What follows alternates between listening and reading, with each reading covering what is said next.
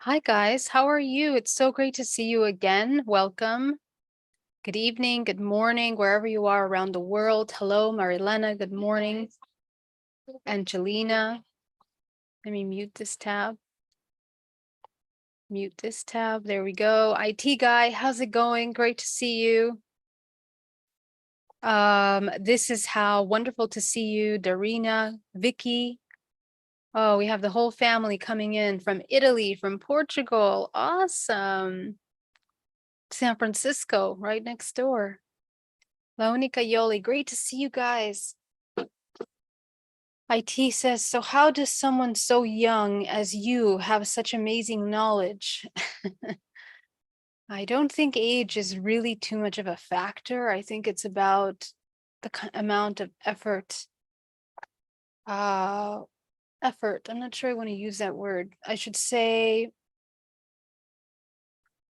I guess what drives you to find truth. I think for me, it came really, really strongly to find answers. And from there, seeking truth brought me closer to nature, to the laws of the universe, to experience them, feel them. And from there, tuning into those truths and that kind of perspective and that way of seeing and hearing universal truths, which is all around us. We just have to tune our observation into a state of observing things around us.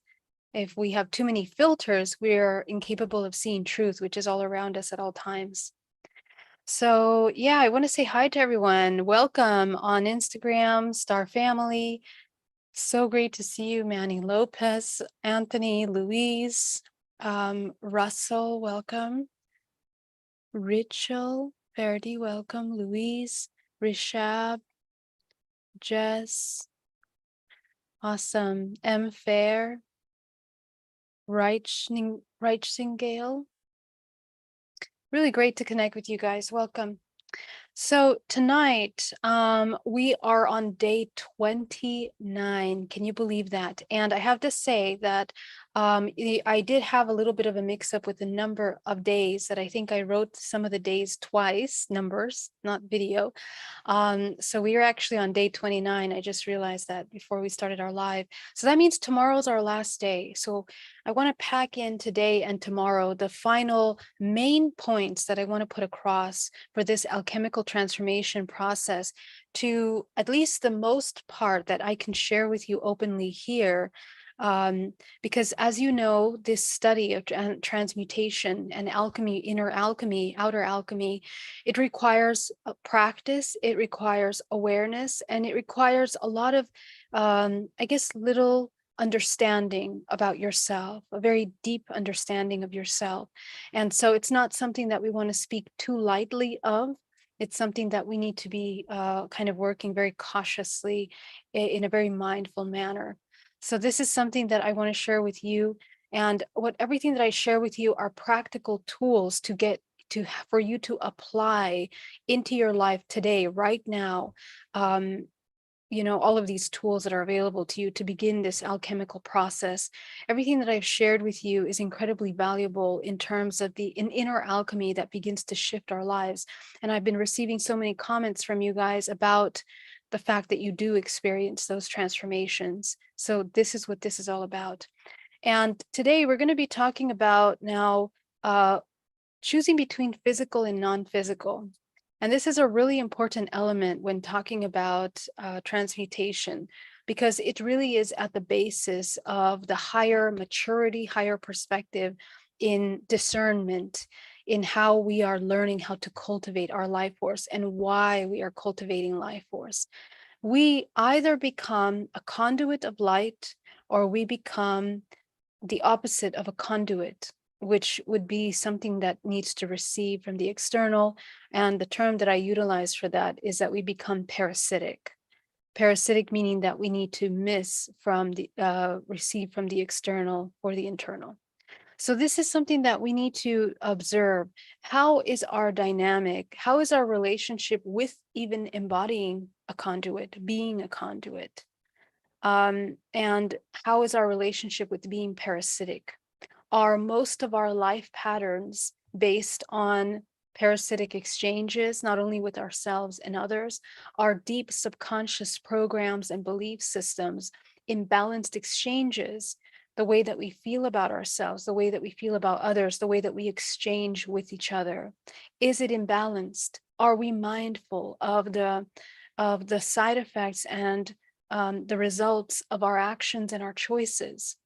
Because this level of work and where we're at right now in our evolution collectively is that we are moving quickly into a point where technology is catching up with our the intelligence, the organic intelligence of the human. The more people wake up, the more we access our internal technology. We activate the internal technology collectively, and it occurs in layers in throughout humanity. We begin first, we can look at the history of how much closer we come to heightened levels of consciousness. And there are cycles, because everything is cyclical. We are cycling through high points of consciousness and then dropping down to lower points of separation. Then again, unity and separation, unity and separation. And these cycles that we're kind of experiencing collectively allow us to access and experience different facets of this human experience as we come into this earth through the life that we exist in, the 100 years maybe or so of lives that years that we're here to experience in this lifetime, are offering an opportunity for us to transcend the cyclical patterns that we are inheriting in our genetic code, but also reinforcing through our everyday life experiences. And the opportunity or the invitation at coming into this physical realm is to be able to experience contrast in that way and transcend the limitation of the experience with a contrast. Because too many humans become completely identified with the experience of the contrast and essentially become contrast. They embody contrast. They are a reflection of that, and they express that. And the subconscious mechanisms, psychologically, biochemically, and electrically in the body, are all a product of the embodiment of contrast. So they are incapable of creating ebb and flow of life force and experiences, perceptions, embodying the ability to process life and death in many different ways, our personalities changing who we are, shifting, evolving, transmuting.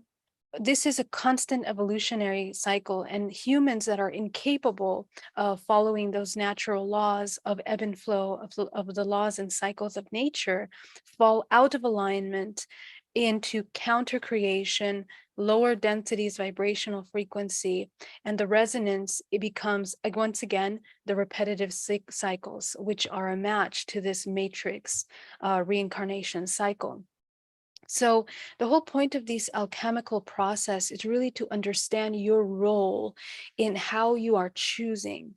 And this process of cyclical patterns is deeply, deeply interconnected with the physical experience.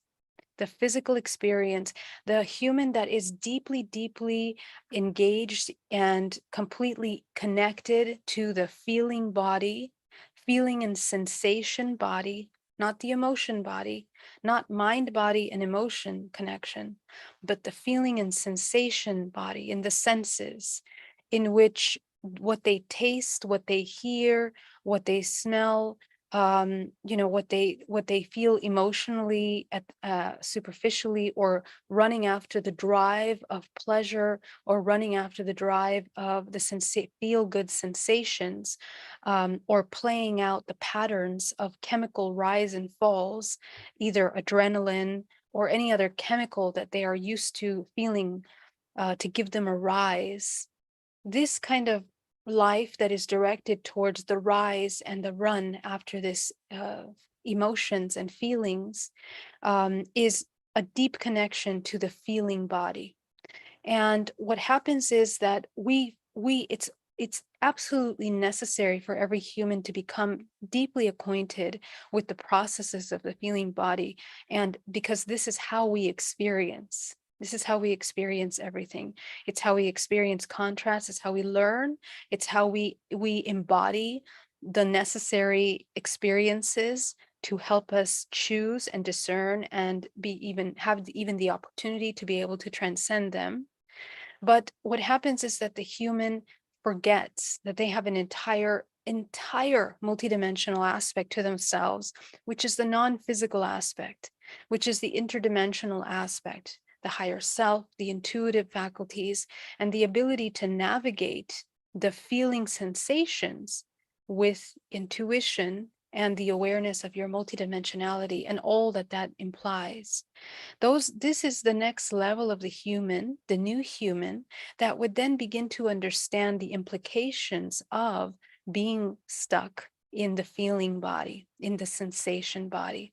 Because what happens being constantly in the sensation body is that we create addictive cycles of behavior that make us deeply entangled with the things that we judge, the things that we apply meaning to in our everyday experience, the things that the people, places, and things that we are interacting with.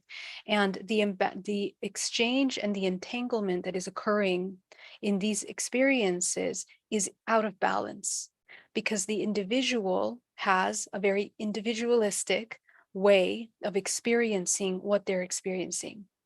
It is about the pleasure, it's about the feeling, and of course, the ego is the one that overrides that experience. Because the ego is essentially the natural expression, it's a fractal aspect of ourselves that wishes to become self-identified in order to be able to explore this experience through a specific identity.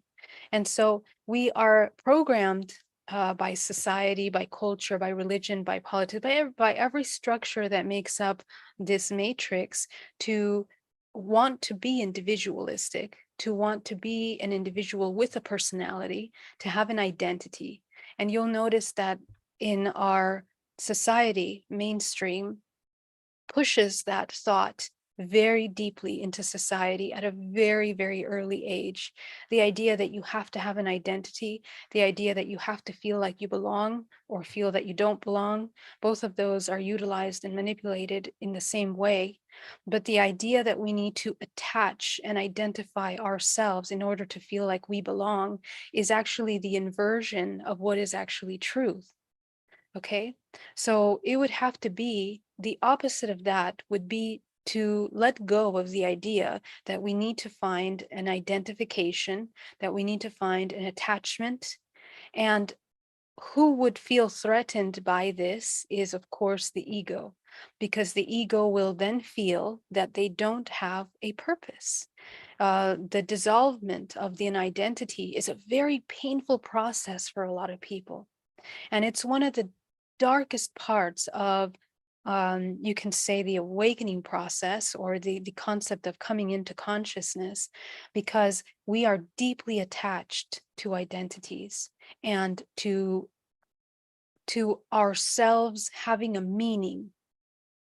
We believe that if we let go of the attachment to sensations, things, the things that drive us, our pleasures and our identities, we will lose our meaning and our purpose. So this is where we are coming through into a higher level of understanding, into a maturity, a mature level of spirituality, in which we now understand that the attachment to the feeling body, the attachment to the pleasure body, to the sensation body of feeling and being stuck in the feeling of emotions. Because you see, emotions, and I want to be very clear, what I'm saying here is not that emotions are negative or shouldn't be felt. They absolutely need to be felt fully in the body. But when we're stuck in the feeling and sensation body, what happens is that we only feel it to the extent that we're capable of feeling it. And there's beyond a certain extent of an emotion. Let's imagine that the lifespan of an emotion is this wide. We will only go into this far into the emotion. And it's the one that is triggering the many memories of pain body that we have stored within the body that we are familiar with. Okay, so what happens is that we get stuck up until that point of feeling this entire emotion. And we just circle here. We get stuck. We keep repeating because we don't know how to integrate or to release the energetic point that has been created in our field of memories in pain body.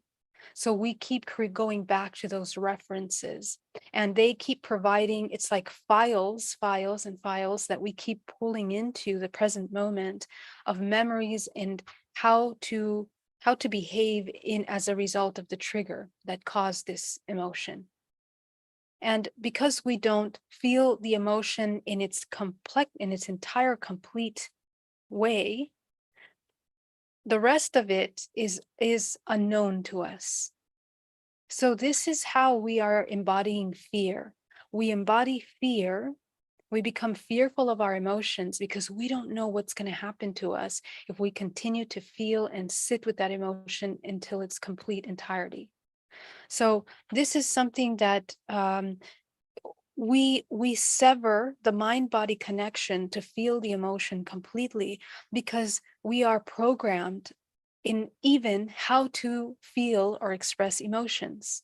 You'll notice that when you sit with emotions, you have very specific ways that you think you should express them or not express them.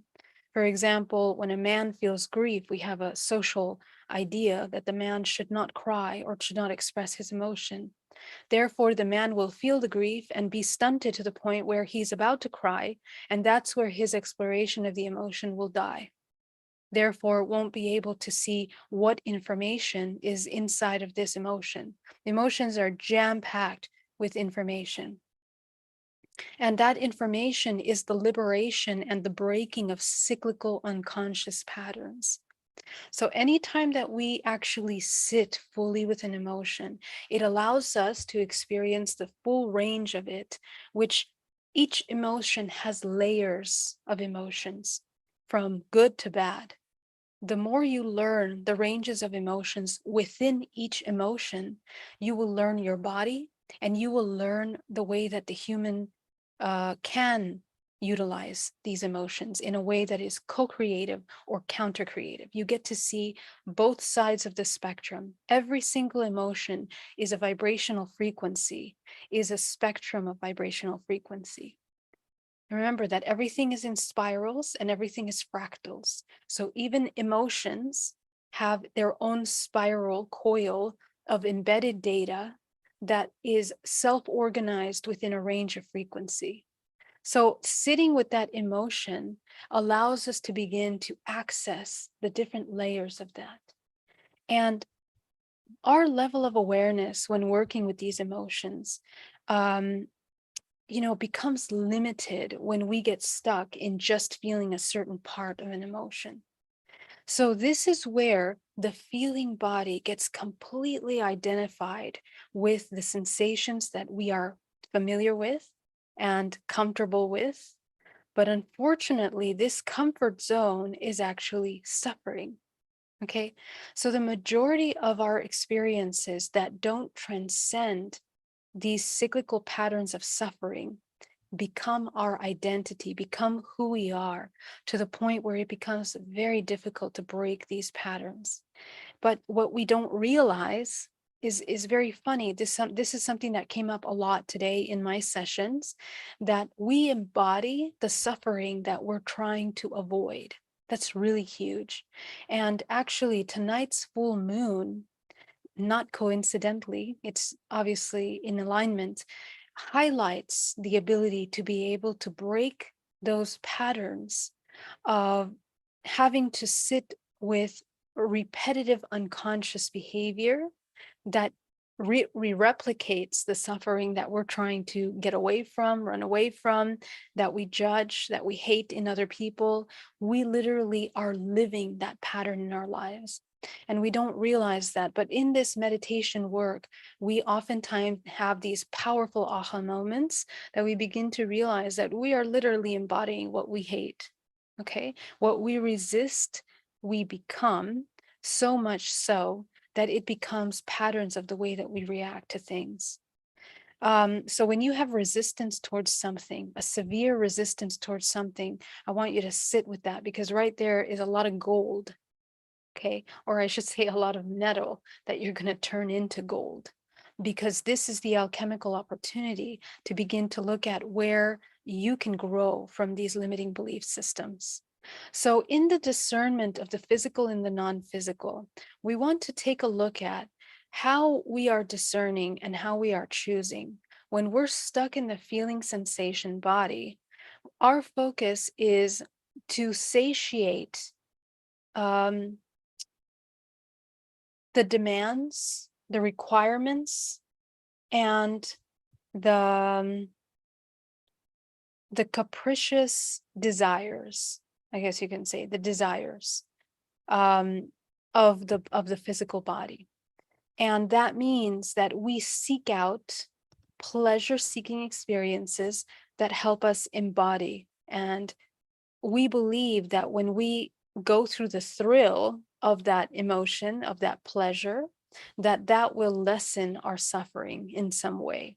But in reality, seeking out these drives, these pleasure drives, are really more about the secretion of chemicals, chemical releases in the body, which we're addicted to, that temporarily relieve the imbalanced chemicals in the body of negative life force. And what do I mean by negative? Dense life force, stagnation, emotional stagnation in the body. They temporarily will release the impact of this stagnation in the body. So how to change this pattern is to address the stagnation in the body so that we are constantly feeling in a state of bliss, which is different than running after pleasure, feeding that pleasure, looking for that pleasure and desires in a way that we are depleting our life force in cycles of counter creation rather than seeking higher, more constructive states of co-creation. So when we talk about alchemy, especially chemical and sexual alchemy, when we are talking about the transmutation of life force, the purpose of utilizing this sexual energy as an opportunity or as a tool, as one of many tools, in order to utilize and transmute that into a highest vibrational frequency, is the same in the emotional body, energetic body, the muscle memory of the body, and the multidimensional energetic body. We're doing the same process in all areas. That's the alchemist. The alchemist is constantly transmuting any low density aspect into the highest form. So when we talk about sex, for example, this is where we want to learn how to utilize this incredibly potent primordial life force and utilize that. As I mentioned 2 days ago, we talked about the seed and the sperm and the egg, right? If we seek and go after the pleasure of this sexual act, um, we are sustaining the matrix from the energetic perspective, because the depletion of your primordial life force is the depletion of the collective life force, essentially. So it's a way to experience and utilize this life force in a way that is really nourishing for the body, utilizing this primordial life force in a way that enters into the body for healing, for clarity, in order to transmute, in order to activate DNA. And for when you wish to bring a soul into the world as a child, that child is entering in its highest potent function, highest manifestation of life force. So this is a new way of looking at our dynamic with exchanges and the way that we utilize this life force. And how we are choosing essentially is that when we are exchanging with a partner, that exchange isn't focused on the pleasure. So that rise, that orgasmic rise, now turns into a tool in order to regain life force, cultivate that life force through breathing and through the utilization of channeling that life force into a more constructive manner. So how we are able to do that is, instead of releasing through orgasm, uh, especially for the male, this potent life force, they begin to utilize that and recycle it up the spine, into the brain, into the pineal gland, and learn how to cycle it through the body.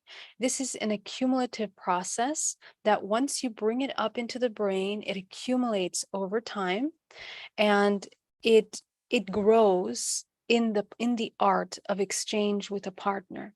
So in intercourse, the process of exercising, the breathing exercises of transmutation of life force for both men and women, can learn how to cultivate this life force in such a way that it expands the pleasure of the act, but in a way that is beyond the physical body. It is something that goes beyond the orgasm. As I mentioned before, we believe the orgasm is the highest high, but in reality, it's such a short, tiny, um, uh, momentary drive that actually can be magnified in many ways. It's something that can be felt multidimensionally.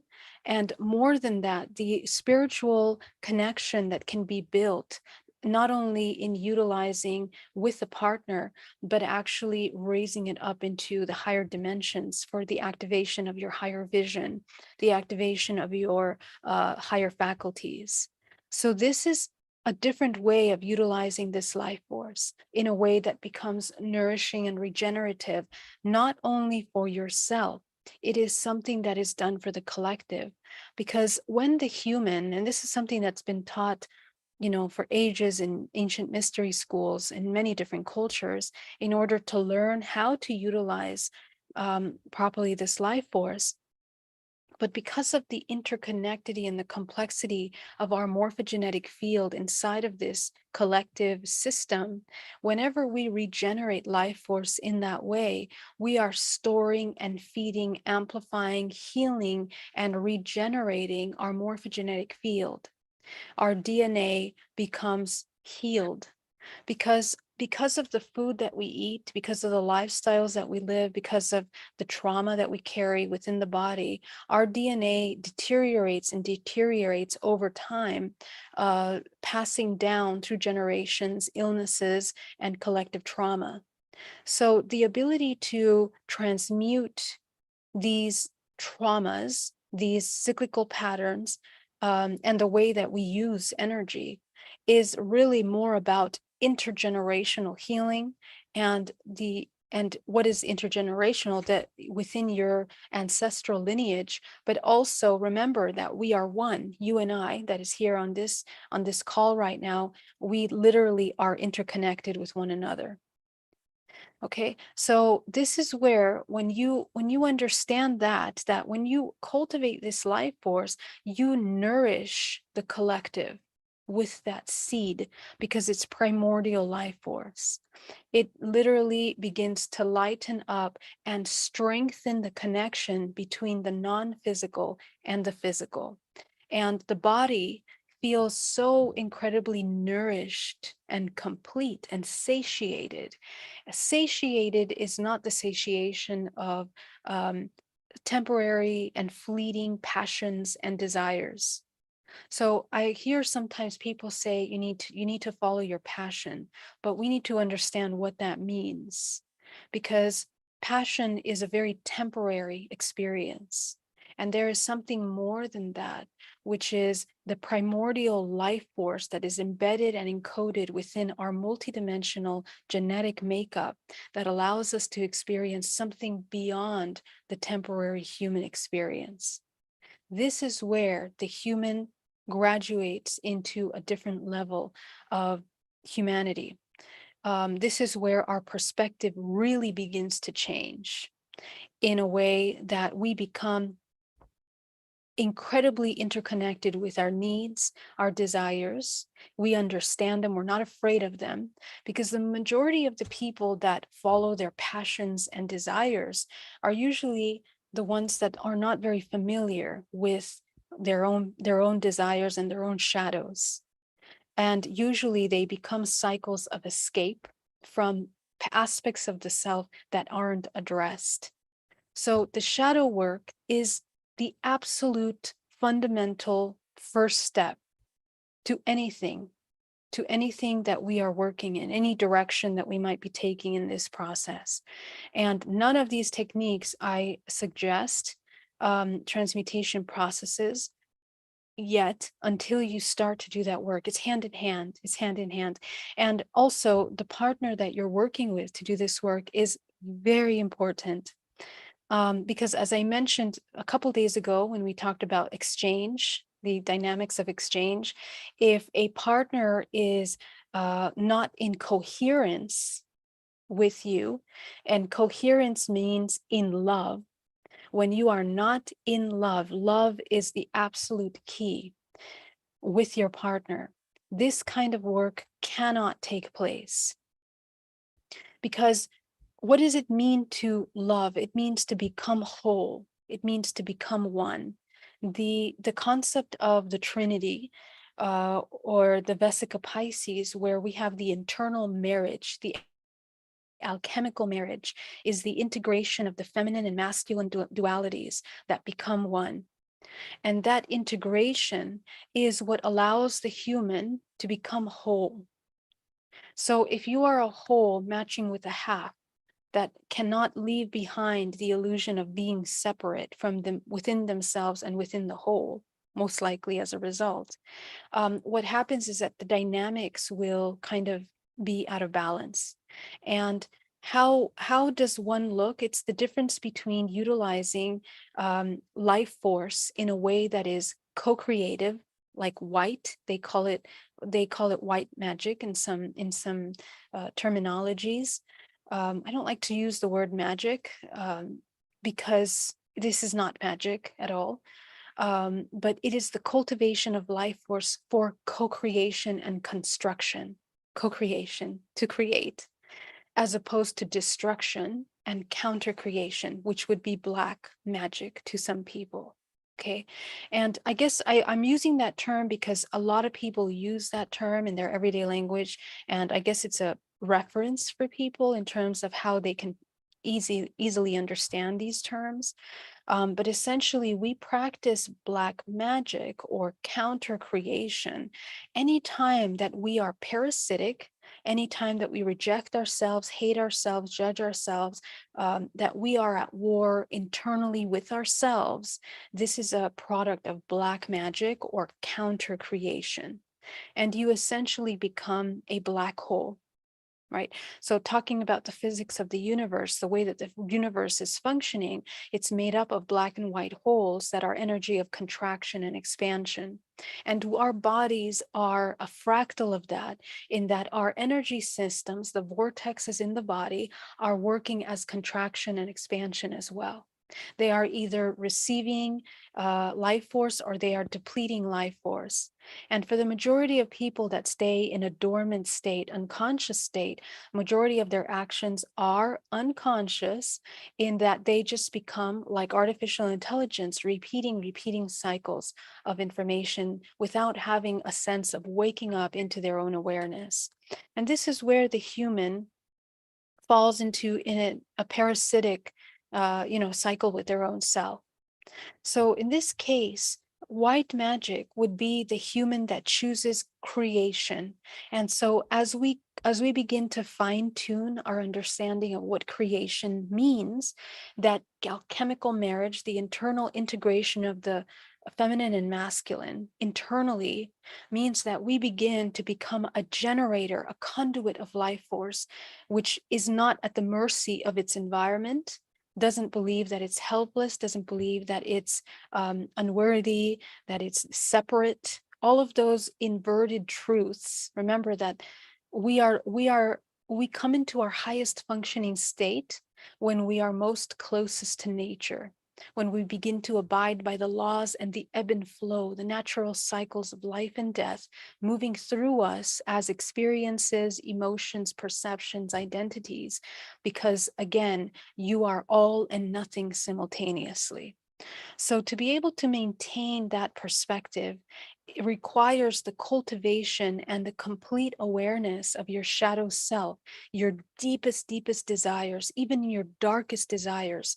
In fact, the darkest desires that you have within you, the darkest things, the things that you fear the most in this world, are the things that have most power over you.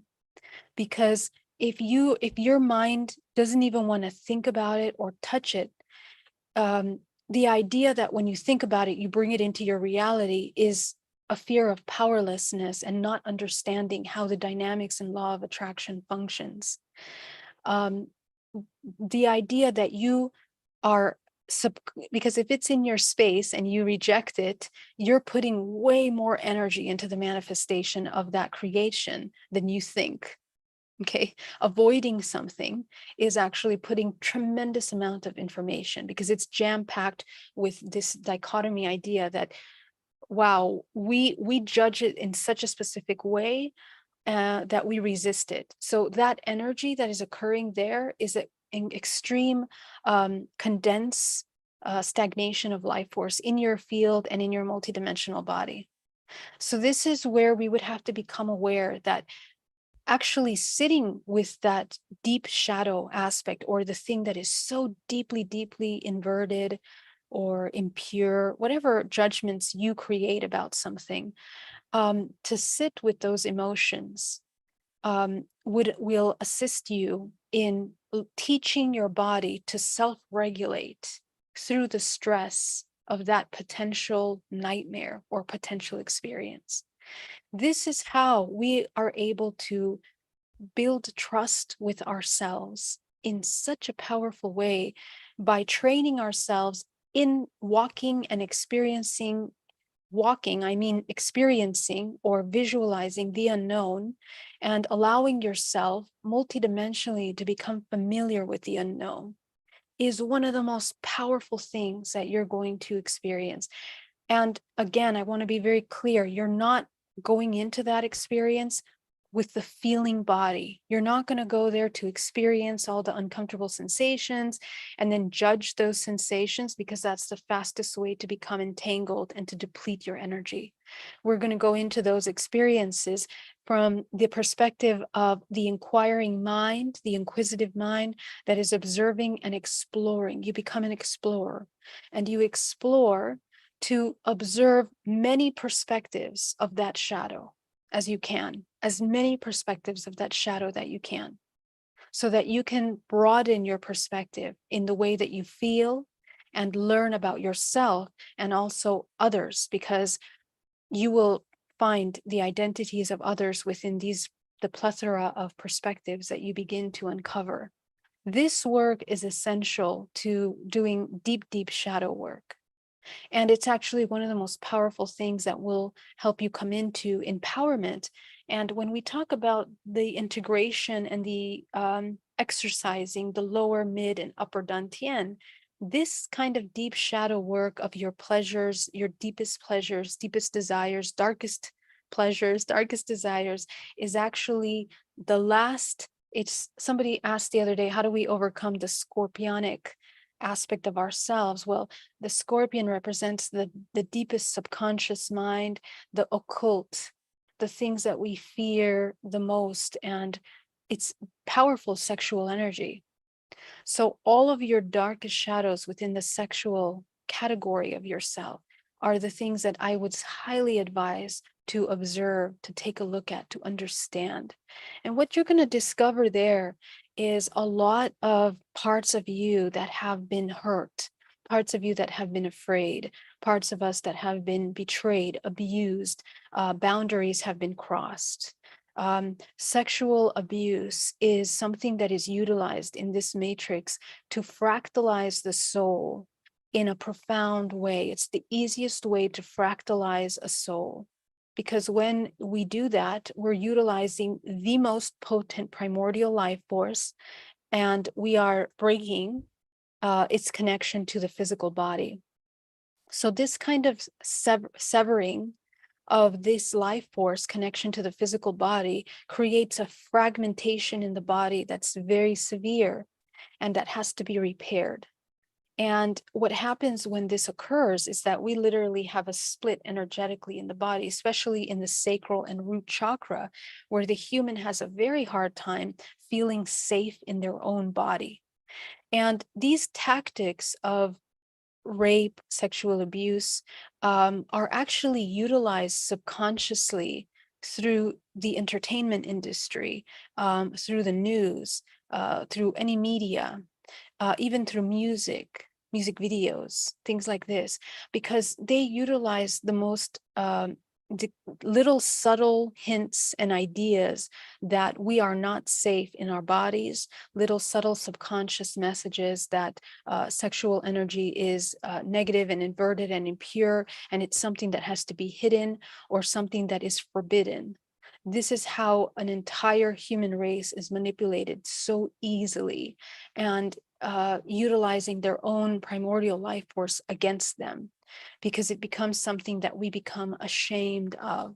And the best way to hide the biggest truths and the empowerment of mankind is to bring shame, sin, to call things as sinful, shameful, guilt, into the sphere of the human, to paralyze their ability to even touch those subjects with their mind, with their essence. So this is where we begin to kind of move in counter-creative manners. So in order to move that, we can begin to heal the body. Those of you that have had any kind of sexual abuse of any kind, and it doesn't have to be a severe case. It can be anything as someone, touched our shoulder or came close to us and felt a certain way next to us.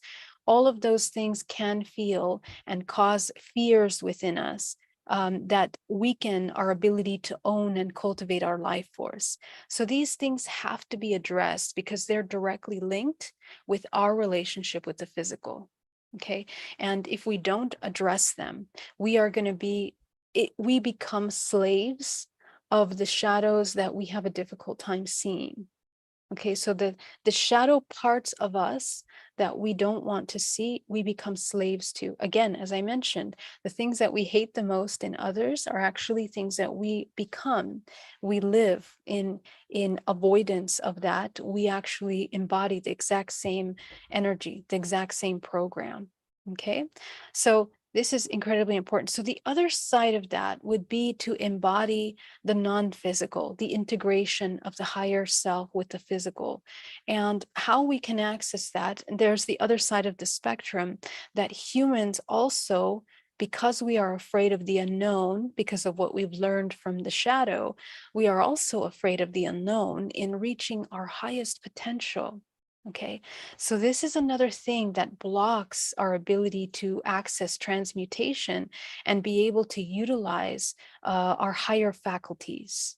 Okay, so the higher faculties become blocked, and what happens with human is that they sever their access to the higher self.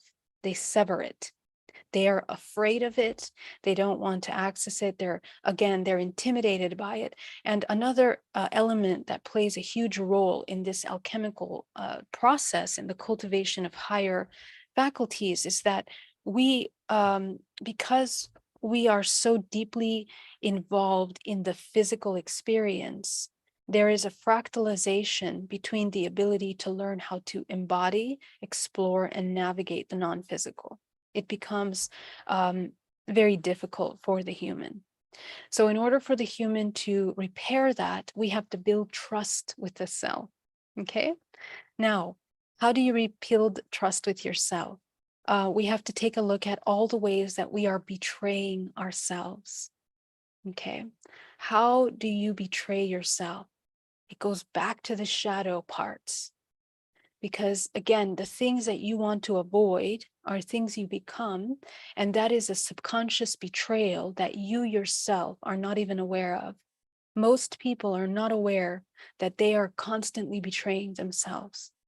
They think that they're keeping themselves safe by not following their dreams, not trusting their intuition, not activating, not meditating every day, or running away into passions and uh, distractions. But in reality, because again, you are infinite potential, you are source. So you inherently in your DNA have encoded this awareness that of who you really are. If you didn't have that awareness, or if that awareness was completely severed, the body would eventually dissolve pretty quickly. And people experience things like suicides or exits. Okay, so when that awareness in the body dissolves, the body becomes very ill because it's completely come to war with all parts of itself. So we go to war with ourselves, the lower, the mid, the upper dantian, energy centers of the body, different ranges of frequency, different ranges of psychological aspects of ourselves, layers of the subconscious mind. We go to war with those parts of ourselves, and the self cannot transcend that. It finds no purpose. It goes into these concepts of there is no reason for living, no reason for my existence. And many times people access existential crises as a result of these dark nights of the soul that might lead them in these directions. So it's very important to understand the side effects of these ways of thinking, because I want to mention just really briefly, because this is a huge topic that deserves an entire conversation. Um, let's say suicide or anything like this. um, what happens when someone exits at an early as a result of these deep internal wars and parasitic patterns is that because of the biophysics of your body, the vibrational frequency that you're oscillating at the time of death is absolutely important. Absolutely. Okay. Because that vibrational signature that you're embodying at the time of death, if it goes into the densest emotion states, extreme suffering, fear, pain, what happens? That the body has a hard time transcending into other dimensional. It navigates. Remember that we are like DNA strand, and the coils that move through our body, nourishing the body with source, like a DNA strand, and in our DNA, fractalized and in the form of fractal. At the time of death, the spinning process, if it's interrupted by low density frequencies, it's going to go very slow. So it's hard for the essence, the soul, to leave the physical, and it only can move up until maybe 9th, 10th dimensional plane. And this is where we end up having disembodied souls trapped in between dimensions. They become ghosts that become attached to the body, to a house or to clothing or things like that. This is where those cases occurred. The souls that cannot accept themselves or their life or their existence become trapped in between, or this is the worst case scenario, or end up in low density reincarnation patterns. Again, remember that when we incarnate into the physical body, we are attaching to an ancestral lineage that's a match to the vibrational essence that we have reached. Each layer, highest point, highest potential opportunity for transmutation. This is the intelligence of the self-organizing morphogenetic field, which we also know as this reincarnation cycle through the Akash and through this matrix that's created as a result. Right. So we essentially cause, we're not really doing very much when that happens. We seriously come back into the same, and most people that do wish to exit early usually are resulting in very traumatic experiences. The question is, do you want to repeat those experiences? Okay, because these are the laws of the universe, we have to understand that this understanding gives you empowerment. And it's about free will, in which if you choose consciously to elevate your frequency at the time of your passing, that you will be able to match another higher experience, manifest something that's in alignment with that evolutionary process. So going back to this conversation about choosing physical and non-physical, in the act of transmutation, both emotional, physical, and multidimensional, the idea and the core focus is that we are choosing constructive, co-creative actions and choices. We are choosing now beyond the physical limitations, beyond the physical desires. And what does that look like to choose the multiverse or the multidimensional expression of yourself? It means that you choose the all. Your choices now shift from the selfish, self-serving cycles of behavior into a co-creative collective. You embody the one. Again, you come back to the 0 point where you become one with all, and all becomes you. That's really what that means. Okay, so to be able to embody that requires the dissolving of limiting belief systems, blockages, in order for you to become familiar with what love actually is. Okay, so love is, and we're not just talking about the hallmark Disney concept of love. Those are the inversions of nature, of truth. Those are calculated, um, uh, socially engineered concepts to limit the human from understanding their full potential. And they cause humanity so much harm to believe that that's what we need to achieve. The opposite of that is unconditional love, which means it's a way of being. Unconditional love is a way of being. It's not an emotion, and it's not just a concept. To embody unconditional love means to constantly be in the present moment, seeing everything as a part of yourself. That's actually the embodiment of unconditional love, non-judgmental awareness of your life force and how you are exchanging that life force with everything, consciously, mindfully. This omnipresence that becomes available to you now allows you to be a co-creator with everything around you. No longer self-serving, self-pleasing, all of these things that are depletion of life force. It's the generator. You become a generator. So this concept of unconditional love allows the human to heal and repair DNA through the deactivation of trauma, cyclical ancestral blockages. And then you go to your past lives, which are simultaneous lives that allow you to access your interdimensional aspects. So in interdimensional contact, for those of you that are interdimensionally involved in a lot of contact, this work is essential for you, especially if you experience hybridization program, because the hybridization program is a parasitic use of unconscious states of sustaining of the matrix. And I've mentioned this in other videos. It's a big topic. But essentially, because we unconsciously procreate, even the children that we bring into the world, unfortunately, we bring unconsciously, with which all that ends up happening is that we repeat cycles and reinforce them. And of course, the children suffer and they continue to live out patterns that we provide them with. So the new human is the one that is deeply aware of the consequences of their expression and begin to choose co-creation.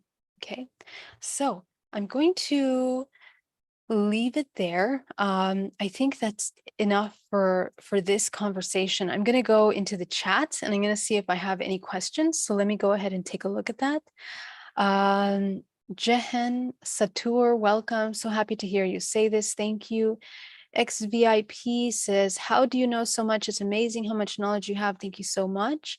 Cosmic Nutrition, welcome. Diosas Luchadoras, welcome. What is the highest dimensional plane? So in reality, we exist simultaneously in all dimensional planes. I want to be clear about that. So there isn't when I say in order to access your highest dimensional potential, it just simply means as far as you're willing to go and sustain and hold that frequency. Because in dream time, when you're sleeping, you are navigating many dimensional planes in your dream state. You are interacting in higher dimensional planes, and you won't be able to remember because of the lack of awareness in the physical body in your everyday life. Unless that's cultivated, you probably won't remember your dreams and you won't remember where you are navigating. So that's why the training of interdimensional awareness is absolutely essential to understand who you are, where you're at, and what you are doing, essentially, what you are agreeing to through your actions. So really, there are infinite number of planes. Our human mind cannot conceptualize the infinitesity of this multiverse. We live in multiverses. It's like DNA strands, which are packed with massive amounts of information. So this is something that all you have to worry about, because humans always think, what's the best, but we haven't had a hold yet on the basics, which is, can you navigate your every moment, everyday life in a state of presence and awareness? Simply as that. If you can do that, your ability to enter the 0 point, and I've explained this in many presentations, allows you to navigate all of them simultaneously as far as you're willing to go, as far as you're willing to become the neutral point in order to navigate infinitely. Okay, so that's really what that comes down to. Thank you for that question. Awesome question. Lizette, welcome. Sarah, Marigold, welcome. Stell, Daniel, great to see you. What is the fat in the body? Is certain level of body fat healthy? The way that I would answer this question is, what is important in the body is the way that you are processing life force through your organs, through your blood vessels, energy systems, meridians, and nervous system. Okay, we have different layers in the body. Anytime that any habit or eating choices affect the flow of life force in the body in any way that cause sluggish life force movement, stagnation, illness, inability to process health and vitality energetically, emotionally, and physically, are going to be an inversion of your natural expression. Whatever you look like, once you do that, is in alignment with where you need to be. So that's how I will answer that, because it really, to me, and what I think is the truth, the ultimate truth, is that every human has different physical makeup, and that physical makeup is engineered as a result of your cyclical karmic programs. So in this lifetime, if, for example, you battle with weight, or it's difficult for you to lose weight, what that will invite you to look at your purpose, because, or a part of your purpose, right? Because it helps you understand what patterns need to be broken that you are reliving. A lot, when I see people with heavy physical issues, is that there is an imbalance and a need for protection a lot of times, somatically, and or the deep storage or suppression of really strong emotions and perceptions. There isn't a flow. Again, remember, anytime that you are suppressing life force, mind, body, and soul, if that results in overweight and out of health, that's where you need to take a look at that. Okay. How does junk food affect us? So just as I was telling you, the higher and the more you are connected with your core and center, you will naturally gravitate towards foods that are nourishing for you. So I don't advocate any kind of diet of any kind. In my opinion, every human finds nourishment from themselves intuitively, and they should intuitively be so connected to the body And when they're in a meditative, peaceful state, the body naturally will make choices with what they need in a mindful way. And that's the true way to eat. Okay. Whatever that looks like for you, whatever you discover and come back and share with me, this is how you'll be able to nourish the body in a way that is really constructive. Okay. Kika, welcome. FlyMed, thank you so much for joining us.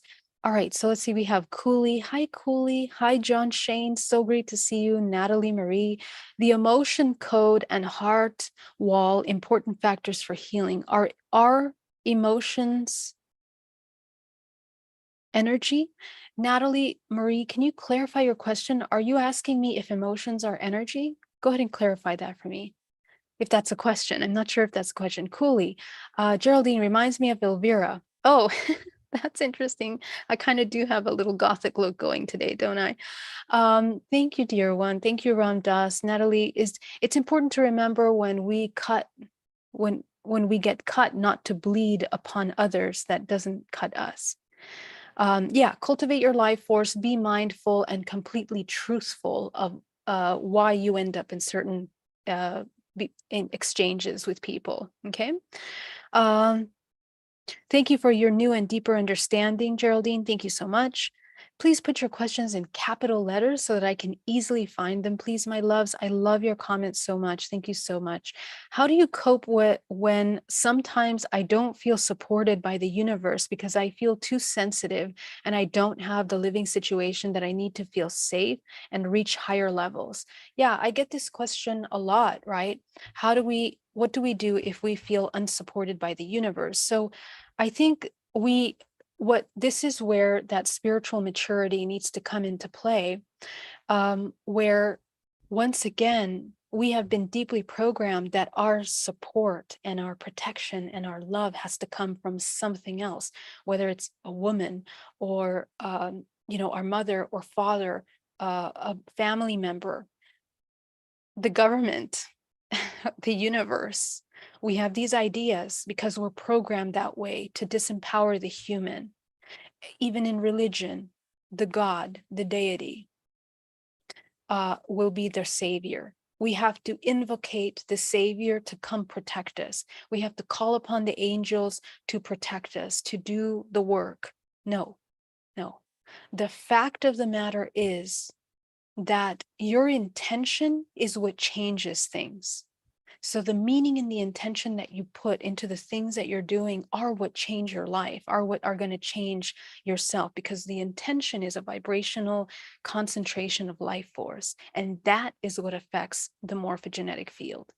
So that being said, the embodiment of your awareness that you are the universe, for many people feel resentment when they feel that because they've dealt with abandonment all their lives, or not support, or they dealt with the abandonment of their own selves. This is what we're doing. We're abandoning ourselves. We don't believe that we are powerful enough to hold and support and protect our own space.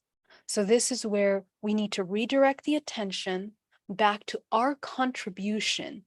What are the subconscious belief systems that don't allow us to follow our dreams, are the things that we would wish we can do in order to be of service, that bring us deep joy, deep fulfillment, really deep fulfillment. If we are not following and in alignment with those fulfillments, not from the ego, but from the soul, you have to ask the question, who wants to be fulfilled? The ego, the fear, or the soul, the love? That's an important question when it comes to these things, because otherwise you can go down the wrong path for years and then end up in the same place 10 years from now. Okay. So as soon as you answer that question, your life will begin to kind of shift, and the energy that is being directed towards the external to provide support, even in finding our living place that's correct for us, needs to be addressed. So once you redirect your attention to yourself and cultivate yourself, you will become a powerhouse generator of everything that you need without even having to ask or require it. And I know this for a fact, not only for myself personally, having experienced that transformation several times in my life, but seeing my clients do it when they redirect their energy. I mean, hundreds of clients that have redirected their lives when they begin to understand how things work. So I invite you to take a look at that. And you mentioned safety. What does it mean to be safe? Take a look at that. What does it mean to feel safe? What do you need to feel safe? Most of us, we need love, validation, protection, acknowledgement, security. So, what do you need in order to feel secure? Okay, sit with that, just that one question. If you can answer that question, it begins to move in the right direction, okay? Because you're going to learn a lot about you and your participation in not creating security for yourself. Once you keep understanding that it doesn't come from the external, then where does it come from? How? What do you need? Those are the questions that I would ask. Her name, Ice Lily, welcome. Rebecca, thank you. I've been coping very well at all, to be honest. Hope you're faring better. I'm looking for questions. So the key is to be neutrality when observing the outside world. So when triggered, that's when you do the work, right? Yeah, the trigger is the invitation. And neutrality doesn't mean that we're all going to just become stoic robots. It's the opposite. You become conduit generators, omnipresent, consciously observing, choosing between love and fear at all times, consciously. That's how it is. And there's nothing wrong with either of those because there's beauty, there's growth, there's lessons in both sides. Remember that. That's what neutrality means.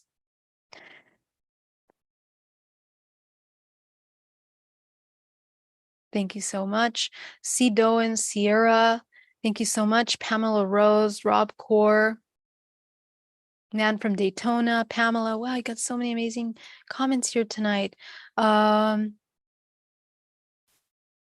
Ted, welcome. Thank you for being here. Liza.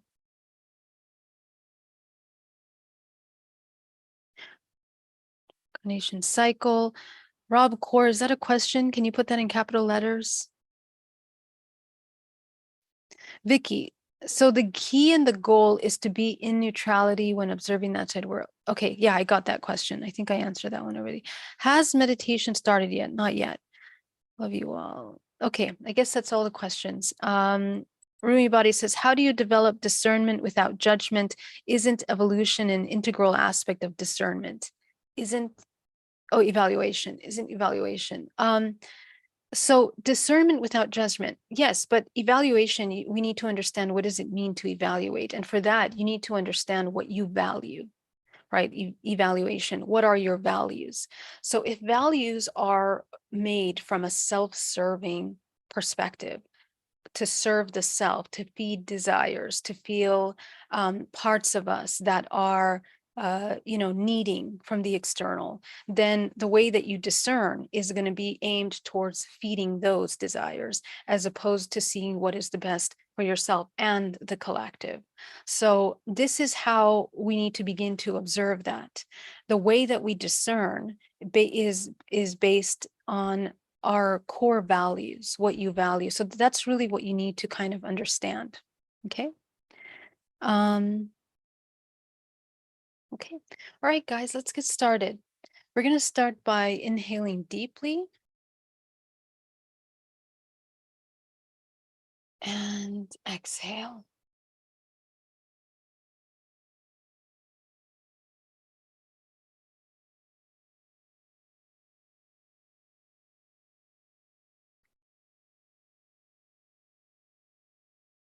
And as you bring yourself into your body, breathing deeply,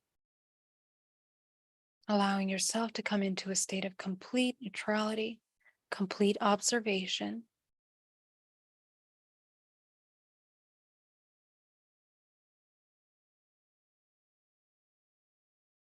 Go ahead and visualize a golden light coming down into the forehead, releasing the brow, the cheekbones, the jaw. Breathing.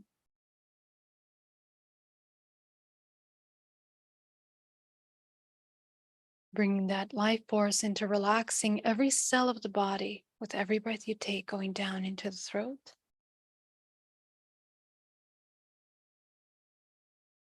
into the shoulders, into the chest, into the solar plexus.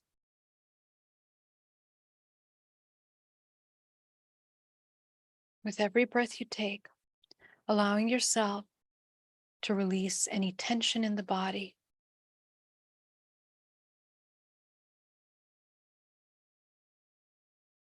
Breathing. And remember that our breath is going all the way down to the base of the spine, expanding the solar plexus. Inhale and exhale.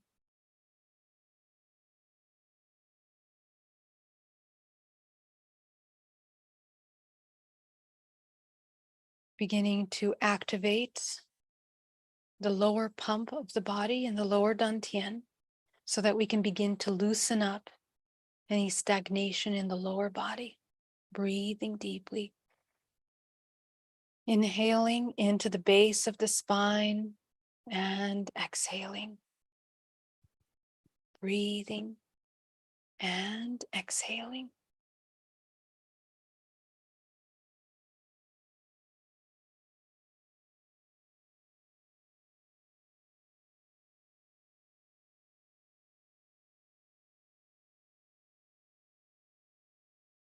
And as you bring yourself into a stronger state of peace, to a more embodied state of awareness, I want you to begin to take your attention out to your energetic field. Go ahead and tune in. How is your field today? Notice the distortions of energy around you. Where is it aggravated energy around the body, energy that is distorted, energy that's choppy, energy that is stagnant around your body? Go ahead and tune into that. Go ahead and visualize a sphere around your body. And anywhere that you see openings in that sphere, I want you to seal them. You're going to consciously bring your body into a nice balanced state, clearing that static,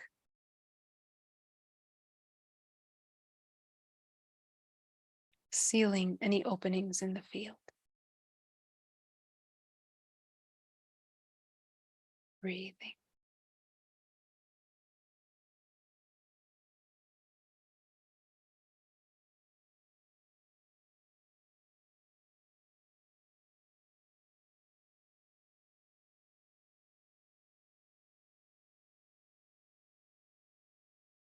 Okay, you're going to go ahead and bring yourself fully into the body. Bring your awareness into the crown of your head.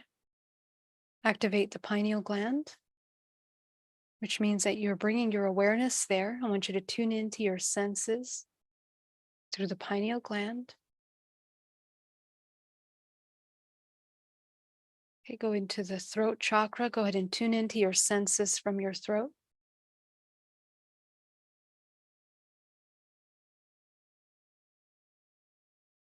Tune into your senses from the heart.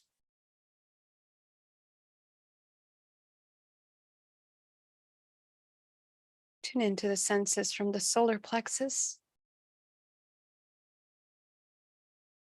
As you breathe into the solar plexus, open the channels of communication into your senses through the solar plexus.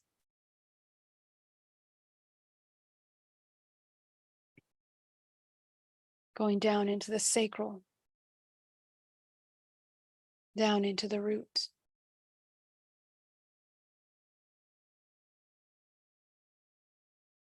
Okay, go ahead and focus on the root chakra. Go ahead and shrink it down to the size of a dime.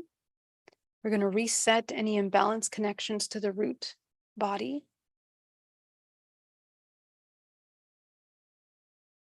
Go up into the sacral.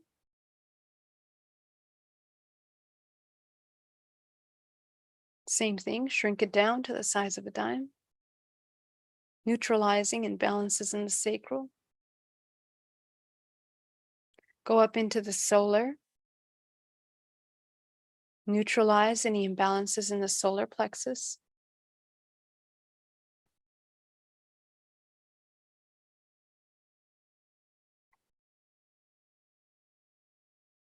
Go up into the heart, and you're going to expand the heart.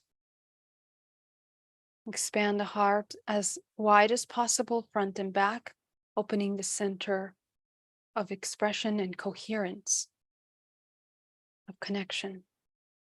Breathing deeply.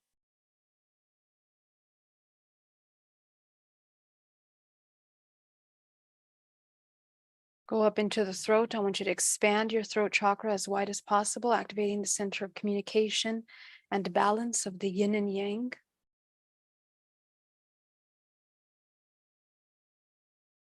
Notice the parts of your body that are resistant to expand those chakras and gently focus on those. Proactively working as you make your way up the body. You're going to go up into your third eye. Go ahead and expand the third eye from the pineal gland, activating the pineal gland. Front and back. Opening the center of intuition. Go ahead and bring from the center of the earth a powerful wave of golden energy that comes rushing up in the body, creating a vortex of energy. And as you feel a rotation of that nourishing energy through your body,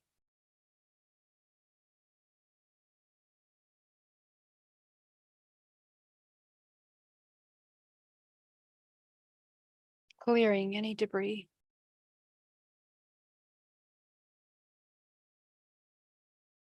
As you feel that rotation around your body, maintain an absolute stillness so that you can feel the energy moving around you.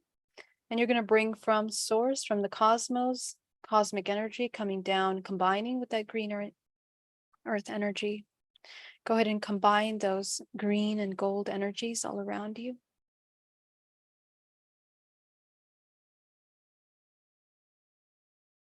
I want you to visualize almost as if it's clearing the inside of your bubble, the outside of your bubble. And you're going to take 10% down to the center of the earth. Go ahead and channel that cosmic energy back down to the center of the earth.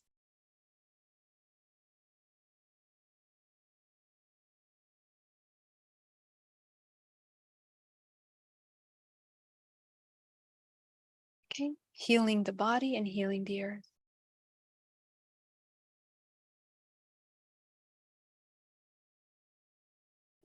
Okay, you can go ahead and go back, and you're going to take 80% of that combination up your spine and from the crown of the head, creating a fountain of life force coating the outside of your field. Outside of the bubble, neutralizing your connections, your unconscious connections to the matrix. Go ahead and call back your life force into your body. Breathing.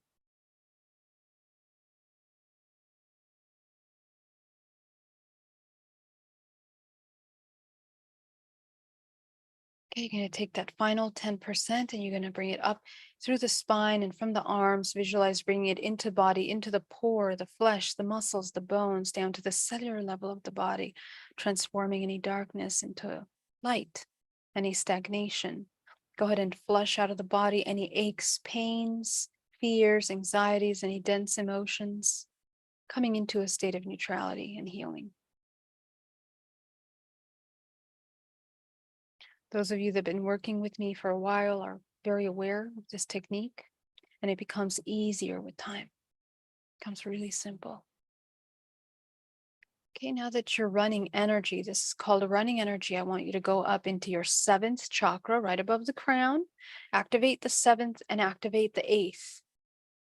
Go up into the 8th chakra, and I want you to illuminate the 8th chakra with your creative color. Go ahead and visualize a color that represents your highest vibrational frequency, and go ahead and fill it in into the 8th chakra.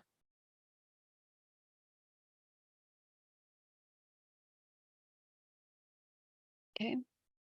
As you fill in that 8th chakra with your creative signature, you're going to send it down into the 7th. Activate the 7th chakra. And you're going to illuminate all areas of your life, setting the intention that you are consciously co-creating in the areas of your career, abundance, love, consciousness, joy, harmony, success, creative life force energy, sexual energy, money, health, and your purpose. Go ahead and fill that in. And as you activate that seventh chakra, you utilize this in order to remove yourself from the karmic cyclical cycle into a cycle of co-creation, conscious co-creation. Okay, so now that you're here, you are in your highest reading state. So I want you to go ahead and sit for a moment in stillness, feeling this energy running through the body for a moment. Allow yourself to feel that life force down to the center of the earth, outside of your field, and into your physical body. Run that energy through the body.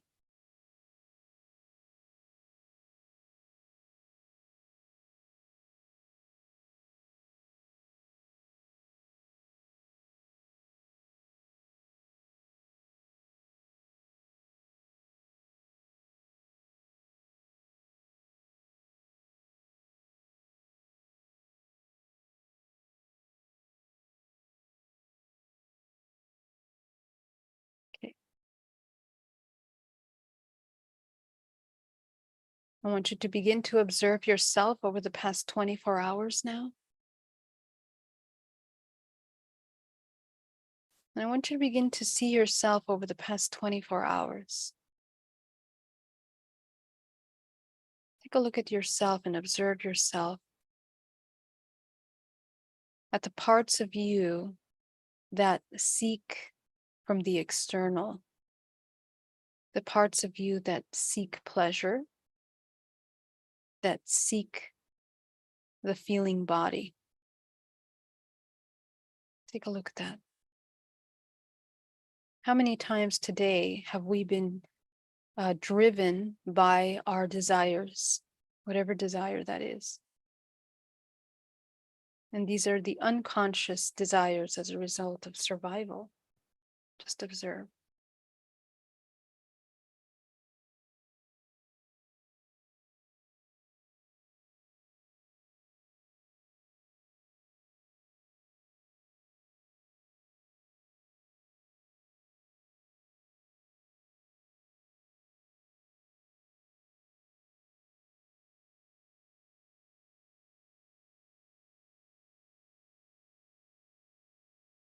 Breathing deeply. Just notice any times that we have been running after that rush, that chemical rush, whether it's some kind of excitement, some kind of feeling and emotion that is done as a result of trying to fulfill something within you. Take a look at yourself without judgment, just observing. And I want you to observe yourself in those moments.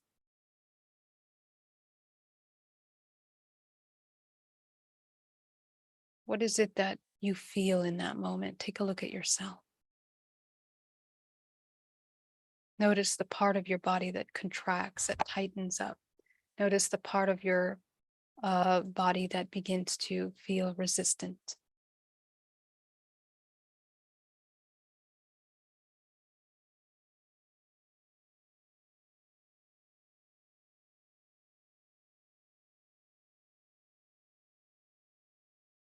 Okay, take a look at that part. I want you to focus and zero in on the strongest emotion that comes up for you as you watch this.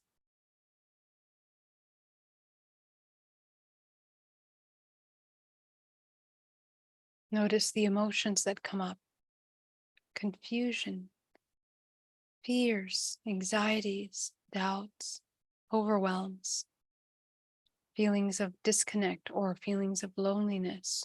Whatever it is, observe what comes up for you.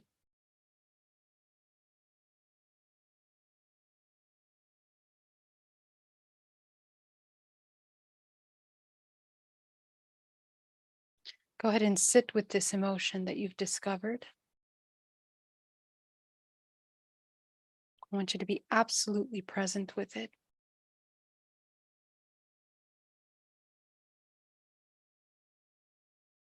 And just observe yourself in this emotion. What comes up for you as you feel this emotion?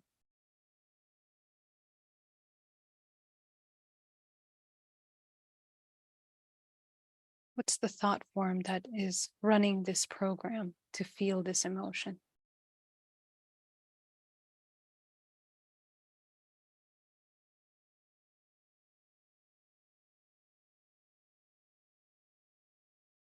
And just observe this emotion that comes up, this perception.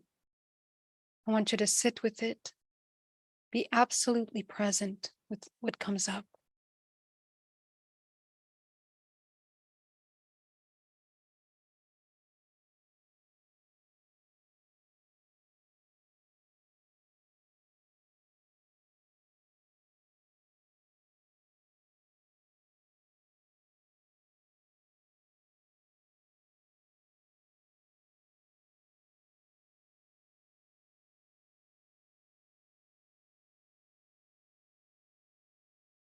Breathing, being mindful of your posture, being mindful of your body, tuning in to your field and the energy that's running through your body.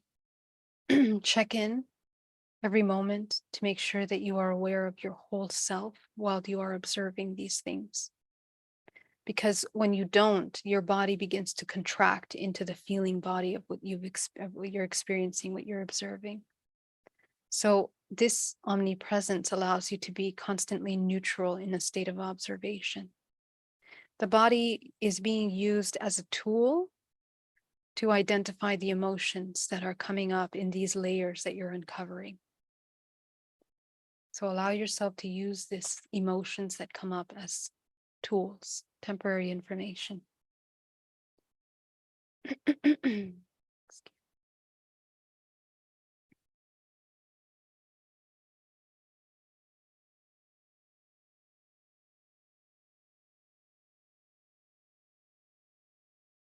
Take a look at the thought.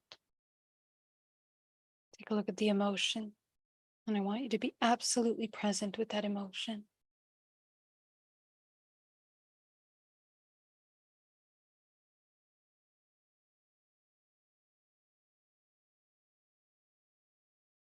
And I want you to take a look at the belief.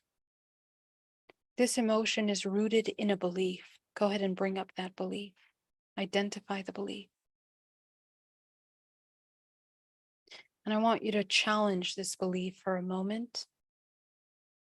Is your belief rooted in truth? Is it in alignment with the laws of nature? Is it a temporary truth? Is it your temporary truth from one perspective, or is it a universal truth? Take a look at that. And I want you to observe the one that believes this. Take a look at that part of you that strongly holds on to this belief. What do they look like? Watch them.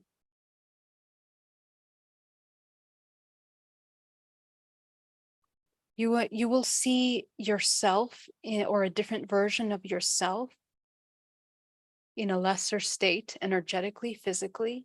You may also see memories that are tied to this fractal of yourself. So this is the part that is your subconscious mind. Right now, you're reading your field, you're reading the morphogenetic field, your Akash, you're reading your memories, your holographic memory system, and you are seeing a fractal of yourself. So this part of you, I want you to observe, what does it look like? What does it feel like? Take a look at its posture. What is it wearing? What are the images and thoughts and memories that begin to arise around this part of you that it's holding on to or stuck living in? Okay, just observe the amount of suffering that it feels. And I want you to ask yourself, what causes this suffering? Who is causing this suffering to this part of you? Okay, what is being protected? Something is being preserved. What's being protected by this self, by this part of you?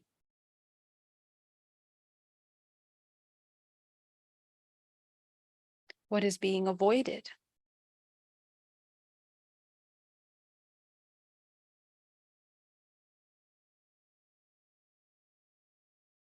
What does this part of you need from yourself in order to no longer be afraid of avoiding this? What does it need in order to transcend this belief?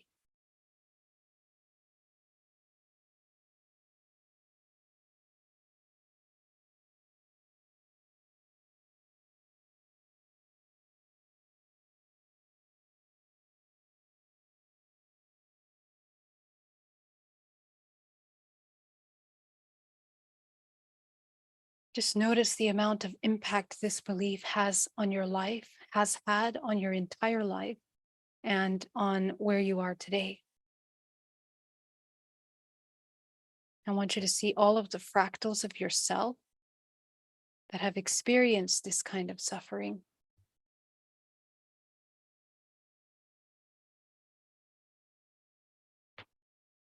Take a look at that.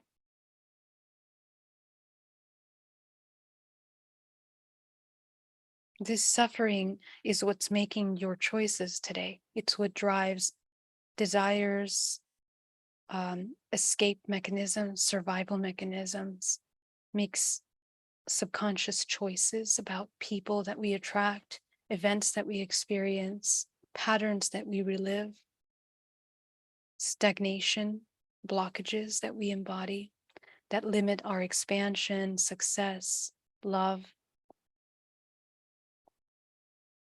So I want you to observe, now that you're very familiar with this state of being, what would the opposite look like? What would you need from yourself in order to embody the opposite of this perspective?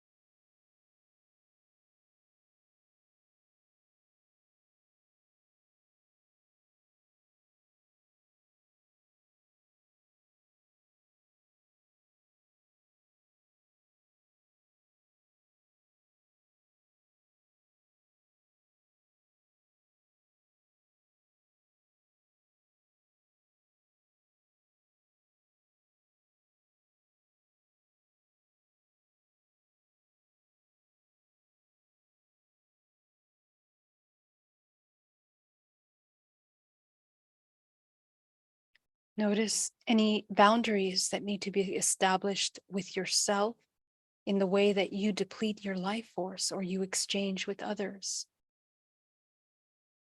Notice the choices that you're making. Are they constructive to your evolution and your health and vitality, or are they depleting and destructive? Just observe all these valuable things that you are learning about yourself at this moment. With every breath you take, begin to see these parts of you. I want you to surround them in a golden sphere of light. And I want you to introduce them to a higher way of being, a more healing. And by higher, let me clarify that, a more constructive, healthy, vitality filled way of being and existing, way of thinking and perceiving. What would that look like? What would have to change in the way that you perceive the world, experience the world, for you to be able to embody peace, harmony, love, unconditional love, balance, empowerment? What do you need? Okay, go ahead and identify that need. Some of you might feel it as an emotion. Some of you might clearly see a word, hear something. Go ahead and see that. And I want you to see that answer that only you know how that answer feels and what it is. I want you to turn it into a vibrational frequency, a color. You're going to see all of the fragments of yourself, including your physical body here, and you're going to fill the fractals of yourself with this color. Nourish them with this new understanding. Nourish them with themselves, their highest expression, with that bliss, that love, that peace. Nourish them with that reminder that they are infinite potential, that they are source, that they no longer need to seek outside of themselves, that they are safe. Go ahead and allow them to absorb that life force into their bodies as they begin to change and shift in front of you. They begin to transform and heal. And you will see all of these fractals merging into one fractal in front of you. Okay, more than the visual part of this, it's understanding the emotional transmutation process that you're experiencing holographically. So, what you're actually experiencing is the transmutation holographically of your psychochemical electrical aspect of yourself. So, this is a really powerful way to begin to really deeply comprehend your subconscious mind and what drives your psychological choices as well, what drives your desires. Okay. So, as you begin to see this part of you, go ahead and inhale deeply these fragments into yourself, into the root, the sacral, solar, heart, throat, third eye. 7 bodies in, 7 bodies out, all charges down to 0, negative, infinite. Taking a deep breath, integrating this awareness into your body. Okay. Now, as you allow yourself to breathe deeply, I want you to begin to open the root chakra back into a balanced state, 6 inches wide. Go ahead and clear the blockages around the deepest shadows and judgments in the root chakra. All of the shadow aspects of yourself that you judge, that you reject. Go ahead and neutralize the judgment around them in the root chakra. Now that you have learned how, bring yourself back to that neutral self, that whole self. Okay, go up to the sacral. Go ahead and open the sacral chakra back into a balanced state. Very good. Front and back. Clearing out any kind of blockages in the sacral chakra, the most deepest desires, the darkest aspects of yourself. Neutralize them. And you can work with each one. Everything that you find in each one of the chakras is an invitation for you to know yourself deeper. So allow yourself to work with them and spend some time here. Okay. You're going to go up into your solar plexus. Again, open it back up into a balanced state, spinning as fast as possible. Go ahead and clear, neutralize any stagnation here within the solar plexus.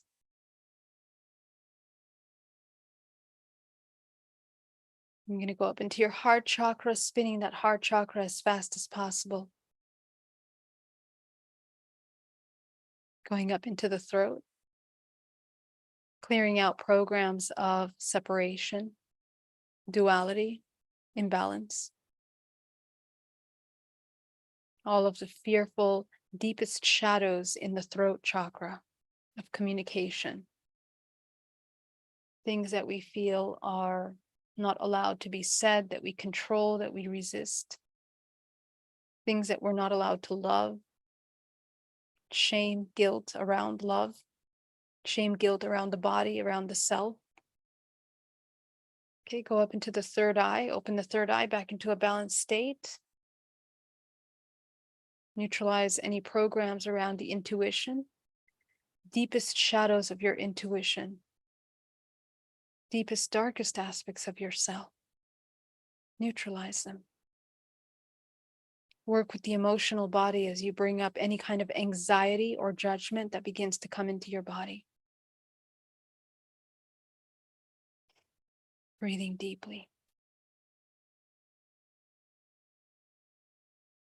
Okay. Go ahead and inhale deeply. You're going to go up into your 7th chakra. Go ahead and activate the 7th. Activate the 8th. Activate the 9th, the 10th, the 11th, the 12th, the 13th. And above you is a powerful white light of source. Bring that source light down in through the crown of your head, creating a pillar of white light down through the center core of the body, down through the perineum. You're going to create a vortex in the perineum, opening any blockage in the perineum, anchoring down to the center of the earth. And in the center of the earth, you're going to anchor yourself fully, the center core. Okay. And while you are moving this source through your body, I want you to come into a state of neutrality, harmony, peace, coming into a state of observation. See if you can tune into this personal empowerment and awareness. Okay. Excellent work. Go ahead and open your eyes and come back into the room. I want you to continue to see your energetic space. And with your eyes open, I want you to pull up that life force from the perineum. You're going to breathe deeply up into the spine, activating the spine into the 3 pumping centers of the body, up into the pineal gland. You're going to put the tongue to the roof of the palate of your mouth, allowing that energy to drop down through the front of the body, cycling through the body. Okay. Again, pulling it up the spine, activating the pumping system of the lower, middle, and higher dantian up into the pineal gland as you put the tongue to the roof of the mouth, allowing that energy to fall down to the front, closing the circuit in the body. Okay. Once again, breathing deeply up the spine, bringing up that purified life force, massaging the spine, activating the spine, the pumping systems of the spine into the pineal gland, the tongue to the roof of the palate of the mouth, and letting that energy drop down. So we're beginning to really move the energy now. And those of you that have been with me, the 29 days are just really have been practicing this work. So welcome back, everybody. I want to thank you so much for joining me tonight. I'm just going to tune in here to see if there's any final questions that I can help answer before I leave. Haiku says, resonance frequency, frequently thoughts are our vibration intention. Yes. Let's see. Following what you spoke of, if someone was exiting the physical via a traumatic way, could you give an example of how they could ensure they avoid remaining in low density vibration? Blessings and love. Yes. Aisha, I think. Beautiful name. Yes. So basically, at the time of death, essentially, we want to come into acceptance. Number one. Okay. Absolute acceptance of your life, of yourself, complete surrender, unconditional love is what comes next. And you are able to enter into coherent state where you are in alignment with yourself and others. And you are also that state of being begins to spin your vortex really fast, that allows you to go through that process of implosion, that allows you to enter into the higher octave of dimensional levels.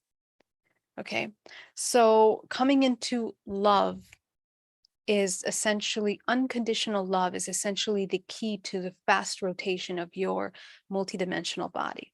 Okay, so this is how, and Dan Winter has an incredible video on teaching you how to die successfully. That's exactly how I see it when I work with people that are crossing over, people that are preparing to die, and even in near-death experiences. This is exactly how that would function. So thank you so much for that question. Mercy Fumin, is this available after for a replay? Yes, it is. Here's the link to my YouTube channel and to the replay. You can go ahead and check it out. And if you want to join me some other times, you can also subscribe to that. Thank you for that question. Quar says, question, does the partner have to be the opposite sex? Thank you for all the work you do. The answer is no. What we're talking about is feminine and masculine energy. Okay, so in a same-sex union, essentially, the one that plays the role of the masculine, it doesn't really matter. Both human beings have to come into their whole integrative self to understand how to transmute that life force. And the more deprogramming that they do, the more purified their expression in the feminine and masculine will come in, will be embodied in the physical body. Okay. And so when they are in intercourse and having this ability, this opportunity to work with spiritual energy, they both are transmuting that life force from the pleasure state into a co-creation, and it becomes kind of a interconnected universal work. Okay, you're transmuting from the lowest form of frequency into the highest frequency transmutive level. So in unconditional love, the key again is that love that creates coherence, because coherence of those two hearts of the partners are what open up the channels for them both to become uh, resonance in resonance that allows them to become conduit of life force. That's really what we want to do. Okay, great question. Let me see. Why do I see everything with a green lens when I come back from a meditation? Am I looking through the fourth center? Great question. So it looks like your creative color is probably green color. So green color is of the heart as well, but I want you to tune into that frequency because it has many informations for you of the embodiment of love. The quality of love that you need to embody now is not an emotional love. It is a love that is all encompassing. That's what the body requires at this time. Any advice for letting go of a former partner? In my thoughts, I think of my former boyfriend struggling to let go of thinking about him regularly. Yeah, so essentially, what will help heal that? And I do have a video on that about neutralizing sexual energy. I advise you to check that video out because it works with the cords and attachments that we have with partners that do not neutralize because there's a lack of acceptance. When there's a lack of acceptance and understanding and integration of the relationship, there's going to be lingering connections energetically through the mind, through the body, many different ways. And those links tie us to the person, trap and limit our vibrational frequency, our ability to open space and resonance for something else. Then it also inhibits the ability of the expansion for the other. So it's a very parasitic dynamic for both you and the other.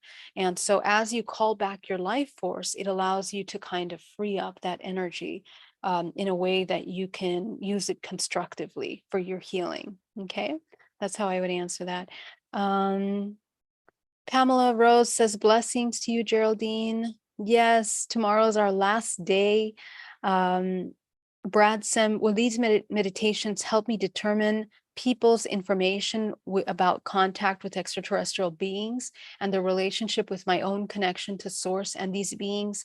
Yes, absolutely, Brad. Because what we're talking about here in all of these challenges is the cultivation of life force in order to activate higher faculties. And the purpose of that is that we are able to navigate dimensions with discernment. So they immediately, and remember that all interdimensional contact is a projection of our own genetic DNA. It is encoded. Those lineages that we are cycling through intergenerationally are what's being projected and what we're accessing through dream time and of course through interdimensional activity. So yes, it would assist you in clarifying that. Wow, can we get the link for Dan Winter? Yes, I will post it underneath this video for you.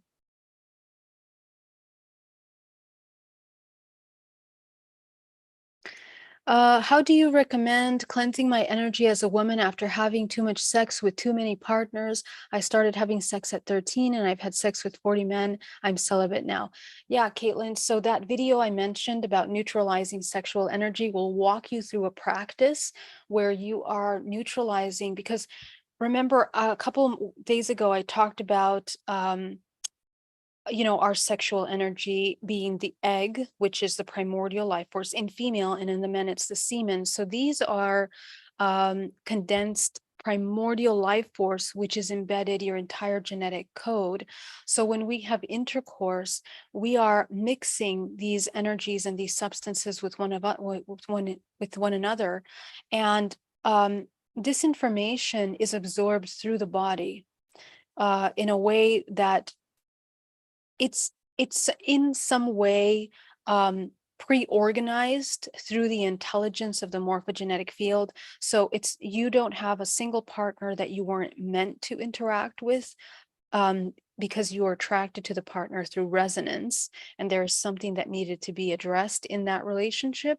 Whether it's good or bad depends on how you handled that relationship, but the resonance that brought you two together is the opportunity for the lesson for both parties. So in intercourse, you do take on that energy and you do merge with their field, and what that does is it creates an entanglement, both biologically in the body and also energetically, biochemically and energetically. Okay. So to neutralize that, we have to take a look at the programs that were created through the relationship and deprogram the limiting belief systems that cause limitation, suffering, and blockages. And in order to neutralize that, we have to release from the entire holographic system, our DNA, the programs and emotions that were stagnant in relation to that relationship. So you can remove that from every cell of your body, and that will allow you to neutralize in a way that's really balancing for you. Okay. Good question. Is it okay to be celibate for many years? Yeah, and it's a pretty deep topic, because there are scientific studies on the use of life force, and if you do choose to be celibate, there is a certain way to utilize sexual energy, because sexual energy is always building up in our bodies, whether you're highly sexual or not. Because it's primordial life force, it's cycling through the bodies. So when you enter high states of meditation, high states of spiritual work, you're going to be automatically recycling that primordial life force through your internal transmutation process. Okay. But if you're not, if you're celibate, but you still have strong desires and externalizing your life force, then that primordial energy can store in the body and cause imbalances physically. So they can cause anything from uterine cancer to, imbalances for men in the testicles, any imbalance in the sexual organs, and also the throat. Okay, so remember that this is one sexual organ, so it could cause stagnation unless you are constantly being a conduit of energy and moving that. So celibacy, that's why lots of priests, and they also studied this. There was a study on how priests developed all kinds of illnesses as a result of their celibacy, but not knowing how to manage that sexual energy can cause a severe imbalance in the physical body. So there is a way to do it, and the way to do it is to maintain working with life force really proactively. That's why in some ways, sometimes I feel it's irresponsible for humans not to know how to work with their energy bodies, and that's the whole purpose of my being here with this information. Okay. um, it's about healing and coming into the highest vitality for the human, regeneration, rejuvenation. Even we don't age the same way when we learn how to cultivate our life force. Okay. Geraldine, were you saying the other day that we have sexual chemistry attraction with others through resonance? Yes, it's through resonance. But let me just clarify that, because if your sexual attraction is coming from the primal part of the pleasure and the ego, I mean, if you're in a constant state of satiating the pleasure body and the ego, then you can have this dynamic with everyone, because it doesn't have anything to do with the other person. It has to do with your relationship with the chemicals that are released in your body as a result of the attraction. Okay, so you have to take a look at that. And that's the ego that is being attracted to the person, because again, it becomes a self-serving cycle, that it produces those chemicals in the body that create something for you to feel like a rise in you, right? But it's not actually sexual attraction that is based in love or in any kind of awareness of, like, actually wanting to create a relationship or union with that other person. So you want to kind of take a look at that, because there are different ways of directing sexual energy. Okay. One of them is self-serving, as I mentioned, and the other one is a parasitic way. So those are, and they harm you, not the other person, more so, right?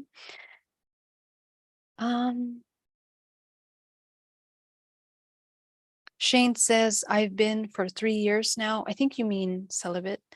Caitlin says, is it unhealthy for women to use self-pleasure?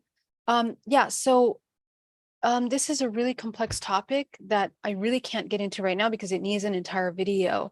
But essentially, the woman does not lose their life force through the orgasm, essentially, but they do deplete spiritual energy. Okay, so two different things: spiritual energy, okay, and their primordial life force, two different things. And I have to make that clarification.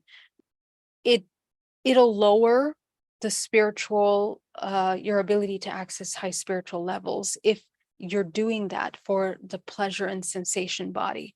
If you're doing that in order to cultivate training of your life force, breathing and pulling it up the spine, then you're actually regenerating your energy as opposed to depleting it.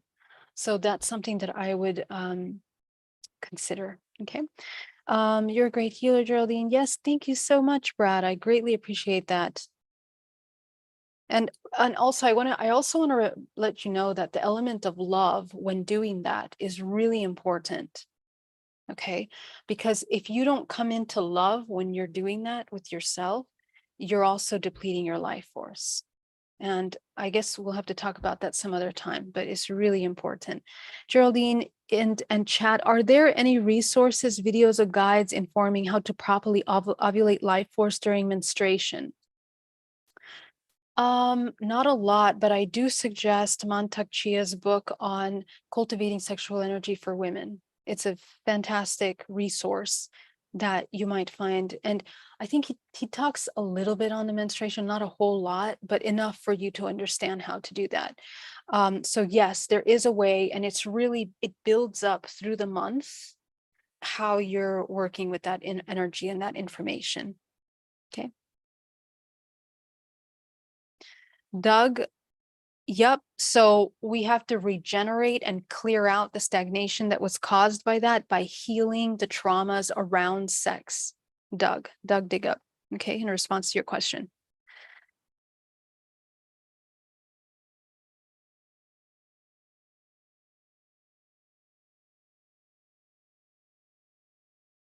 Does the energy of the moon negatively impact women's hormones? No, nothing should impact you without your consent unless you are allowing that to occur. Okay. Okay. Can excess signature blockages stagnate your creativity? Absolutely. Absolutely. And that's something that I talk about a lot here. Any stagnation that we have in the multidimensional body will block your ability to move life force through the body, the lower, middle, and upper dantian. I talked about that yesterday, and I talked about it a lot at the beginning of this series. So do check that out because there's definitely ways to address that.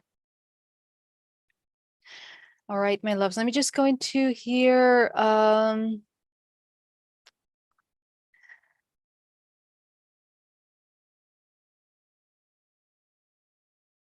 Does using protection condom help with protecting energy transfer through intercourse on some level? No, unfortunately, it doesn't. Tina. Hi, Tina.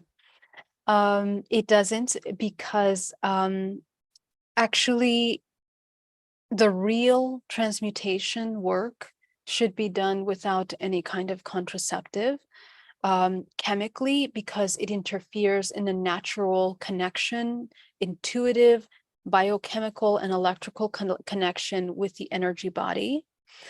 And physically, it blocks the ability to transmute energy through the body, through the cycle, especially because of the substance it's made out of. So ideally, the idea is to find the partner that is well versed in the retention of that transmutation, cultivation of their semen in a way that will be a natural contraceptive and that conceiving is completely intentional by both conscious, spiritually active individuals, right? So it doesn't protect at all from the energy transfer because the energy transcends matter.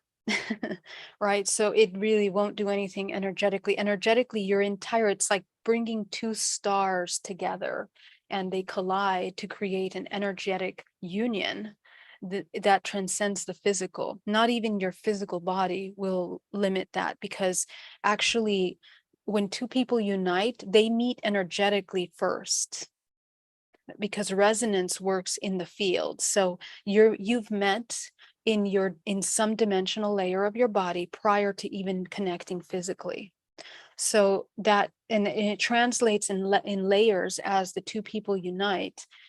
When they merge physically, then that's when the full culmination comes to its highest union, which is why in this kind of alchemical practices, the sexual act is like a marriage. It's the marriage. Anytime that you have sex with someone, you literally become married to them. That's the true meaning of the marriage, is the integration of the feminine and masculine. And just to be clear, I'm not talking only about men and women. In regards to sex, I'm talking about the energies of the feminine and masculine and whatever embodiment that might take, that creates that union, okay, and that cultivation of that. So yeah, so that's how I would. Yeah. All right, guys. I want to thank you so much for joining me. You guys have incredible questions. The idea of the sexual union is that you create love, and that you create a love that transcends the ego, that is a unification with yourself and the whole. The idea is that you embody unconditional love and that you become one with all through your unconditional embodiment, and that your partner will support that as well, as two wholes. The whole point, and the amount of healing that is done through this sexual union of two individuals that really love themselves and one another, love each other, is so potent that it not only heals each individual, but it heals the ancestral lineage of the two, and it heals the collective. It is so incredibly powerful. So this is the white magic, or the alchemy, that is available to you as a light worker, in order to be able to be of service to yourself and the collective through the act of using your primordial life force. So I will leave you with that. And I want to thank you so much for joining me today. I hope you have an amazing day, and I will see you tomorrow for day 30 of our 30-day alchemical transformation challenge. Love you so much, and I will see you soon. Bye-bye.